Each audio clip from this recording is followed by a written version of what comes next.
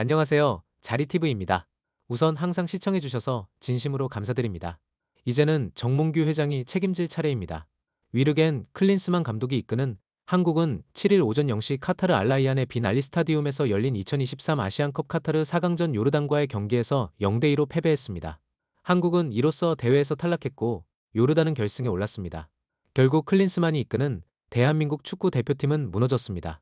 조별리그 말레이시아전 3대3 무승부를 포함한 불안한 경기력을 보였던 클린스만호는 16강 사우디전, 8강 호주전 모두 종료 직전 기적을 쓰는 듯했지만 하지만 이번 4강전에는 기적 따윈 없었고 결국 0대2로 패배하며 대회를 마무리했습니다. 물론 한국 축구의 이번 대회 실패에는 여러 원인이 있지만 대한축구협회의 회장인 정몽규 회장의 책임은 피할 수 없다고 보는데요. 대한민국 축구에 직접적인 책임을 져야 하는 건 정몽규 회장입니다. 정몽규 회장은 지난 2013년 대한축구협회 회장으로 취임했고 이후 잘된 부분도 있었지만 최근 들어 정몽규 회장의 체제는 이렇다 할 모습을 보여주지 못했고 그렇게 한국 축구의 시스템은 그 대문에 내려앉았습니다.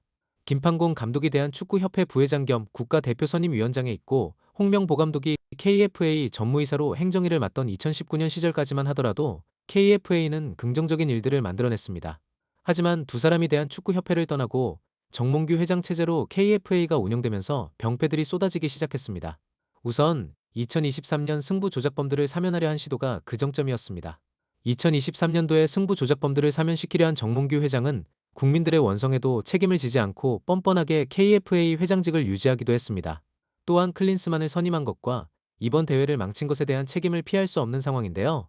EPL 득점왕 손흥민, 세리에 A 최우수 수비수 출신 김민재, 파리 생제르맹의 이강인, EPL 열골 황희찬 등 네임드 선수들이 즐비한 황금세대 대표팀이 이번 대표팀이었습니다.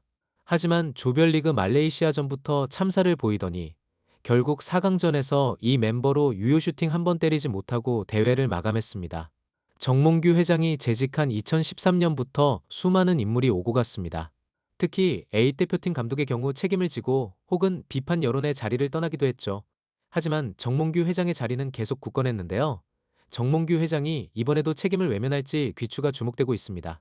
현재 많은 팬들이 클린스만 감독을 경질하고 함께 정몽규 회장마저 사퇴해야 한다는 의견이 분분한 가운데 팬들은 다른 감독을 거론하고 있습니다. 하지만 클린스만 감독은 요르단전 패배 후 거취에 대한 질문을 하는 기자 질문에 이렇게 대답했는데요. 이번 요르단전 결과에 책임을 질 것입니까? 당연히 책임을 져야 한다고 생각합니다. 이번 대회를 분석해야 한다고 생각합니다. 사우디전도 그렇고 호주전도 그렇고 많은 드라마도 썼지만 오늘 패배는 받아들여야 하는 패배고 우리가 얼마나 어려운 조에 속했는지 돌아보는 계기가 됐다. 라며 어이없는 인터뷰를 진행해보는 팬들 모두 속 안에 화병이 날 정도로 분노를 금치 못했습니다. 클린스만 감독은 전술부재, 실망스러운 경기력에 대한 비판이 제기될 때마다 대표팀의 목표는 아시안컵 우승이라고 답해왔었는데요. 앞으로 해임 논의가 나올 수도 있다라는 지적에 클린스만 감독은 지금 당장 해야 할 것은 한국으로 돌아가서 대회를 세밀하게 분석하고 잘 됐던 점들과 보완해야 할 점들을 논의하는 시간을 갖는 것이다. 다음 대회를 준비해야 한다. 2년 뒤 북중미 월드컵을 위한 예선에서 좋은 경기를 치를 수 있도록 준비하겠다. 이에 팬들은 클린스만 감독은 사이코패스가 아니냐며 역대급으로 분노한 의견을 내기도 했습니다.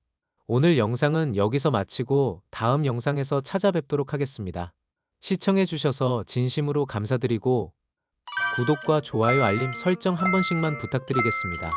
다시 한번 시청해주셔서 진심으로 감사드립니다.